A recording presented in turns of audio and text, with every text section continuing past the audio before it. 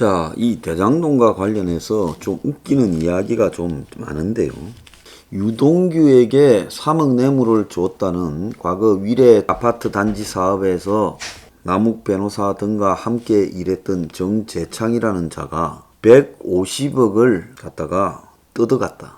유동규한테 3억 준 걸 불겠다. 이러면서 150억을 뜯어갔다라는 말이 지금 보도가 나왔습니다. 근데 이 사람이 지금 연락 두절이라고 이야기가 나오고 있어요.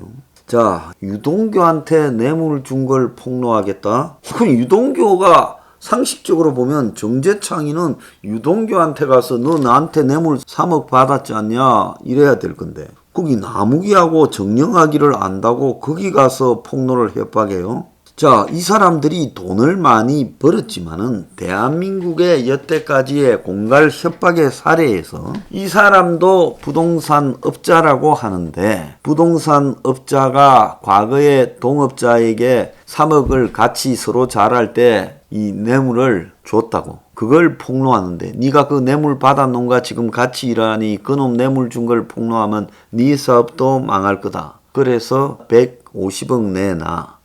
이런 일이 여러분은 믿깁니까? 3억을 줬고 요즘 행편이 좋지 않다면 나 그 3억 준 거 너희들이 좀 해주라든지 이렇게 하는 거고 그게 상식적이지 않아요?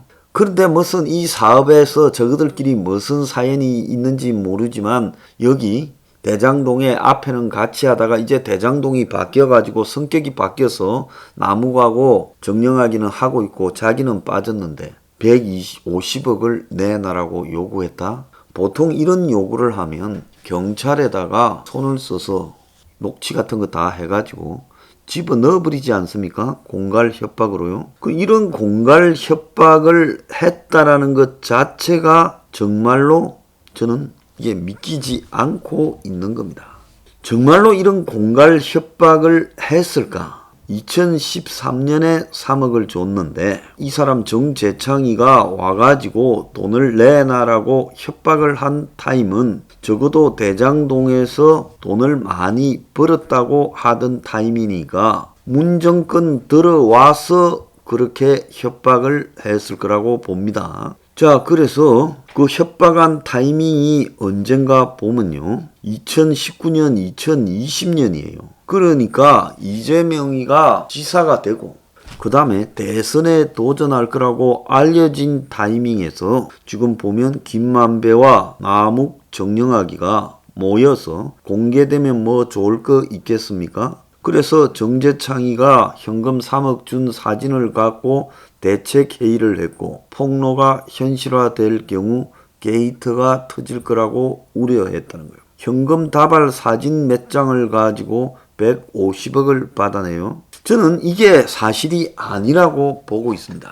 정영하게 녹취록에 이렇게 나와 있다라고 이야기를 하지만 정영학은 분명히 남욱이나 이 사람들하고 관계가 나빠져서 폭로에 나선 걸로 보이지만 정영학이 본격적으로 추석 전에 동당에 자료를 갖다 주고 또 검찰에 그 추석 이후에 출두하고 자료를 준 부분에서는 정영학을 100% 믿을 수 있는가 의심을 해봐야 될 타이밍이 됐다고 봅니다. 왜 이런 말을 하느냐? 저자들이 돈을 어디 갖다 줬어요. 누구인가? 왜?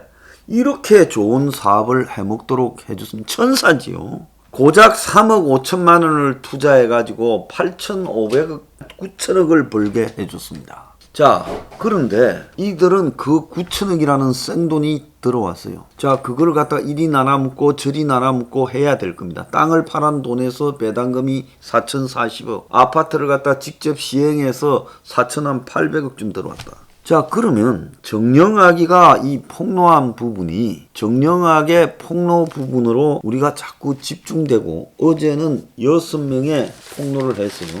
그래서 이 6명의 폭로 내용을 보면 권순일, 박영수, 곽상도, 김수남, 최재경, 언론사 뭐 회장이라는 홍모씨 뭐 이렇게 나오는데 자, 이게 나가고 나니까 전부 정권, 과거 지금 현 야당에 관계되는 사람들 아니냐고 공격을 하고 있어요.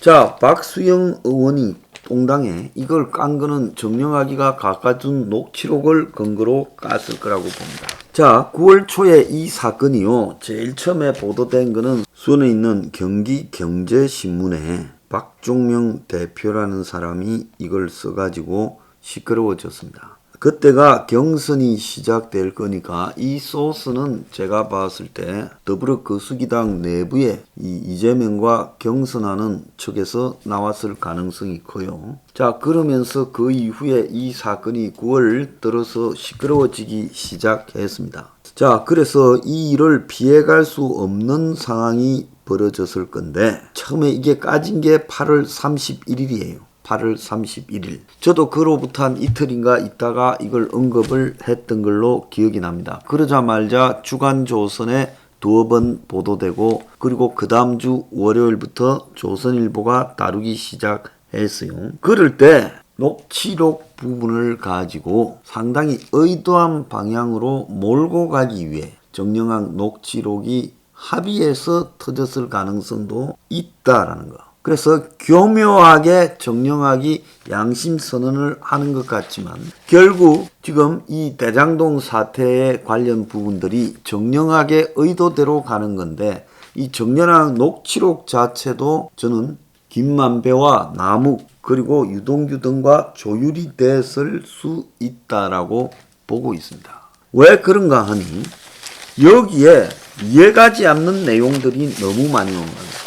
150억을 누가 뜯깁니까? 당시에 이재명 주변의 실력으로 보면 아는 경찰 동원해서 이 협박하는 사람을 바로 체포해가지고 처리해버릴 수도 있고 그가 뭐 나중에 구속되어서 떠들어봤자 150억 공갈 협박인데 보통 죄예요. 얼마든지 뭉갤 수 있었는데 순순히 돈을 줬다라는 게 웃기고 이 정재창이라는 사람이 지금 사라졌다. 이런 것도 지금 매우 웃긴다고 보고 있습니다. 동업자 간의 소송전이 벌어지고 여기에 관련해서 문제가 발생해서 이것이 결국 양심선언을 하게 됐다라는 내용이 너무 석연찮은 부분이 있어요. 오늘은 또 보면요. 김만배가 화천대유를 만드는 다음에 화천대유가 우선 협상자로 선정되고 그리고 그것이 공고가 나기도 전에 우선 협상자 선정을 기정사실화하고 그때부터 돈을 빌리러 다녔는데 정민용 변호사, 남욱이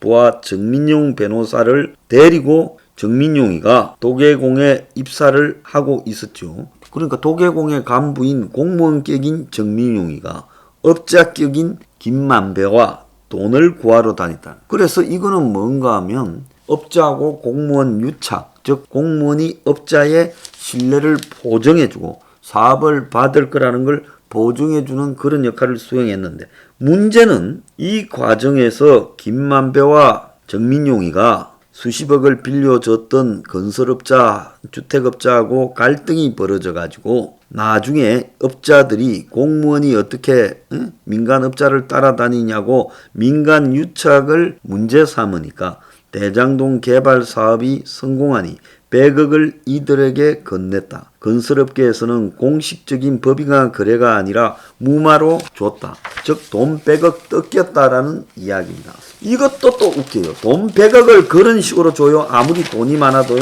그 다음에 또 웃기는 게 지금 이 사업과 관련해서 토목업체가 대장동 사업권 약속을 받고 화천대유 분양사에 6차례에 20억을 줬는데 실제로 사업 배제가 되자 거센 항의를 했는데 분양사가 김만배의 100억을 받아가지고 토목업체에 또 100억을 줬다는 거예요. 그래서 당일 토목업체 계좌에 곧바로 보냈다는 거예요. 그래서 법조계는 이 돈이 그런 게 아니라 저것끼리 말을 맞춘 거고 그야말로 불법 로비에 사용됐을 가능성이 크다. 이렇게 말을 한 겁니다. 그러니까 토목업체가 20억을 분양 대행업체에 줘놓고 뇌물을 근데 사업을 못 받으니까 협박을 하고 하니까 김만배가 분양사에 100억을 줘서 전달했다고 하는 겁니다. 자, 최정 용처는 모르겠다라고 이렇게 말을 하고 있는데 자, 이것도 결국은 실제로 이렇게 협박을 받아. 그럼 협박으로 지금 나간 돈이 얼마입니까? 총 150억 처음에 정재창이가 뜯어간. 그리고 김만백한테 또 뜯어간 건설주택업자 100억. 그리고 토목건설업체가 뜯어간 100억. 뜯어간 돈만 350억입니다. 자, 이렇게 말하는 거는 어딘가에 큰 돈이 나갔고 그 나간 돈을 갖다가 맞추기 위해서 뜯겼다고 이야기하고 당사자들은 잠적하고 그래서 이 사태에 뭉터기 돈이 나간 데를 지금 감추기 위한 쇼를 하는 게 아닌가 저는 그런 생각을 하고 있습니다. 그래서 정연하게 녹취록의 진위를 우리가 좀 의심해야 될 타이밍이다.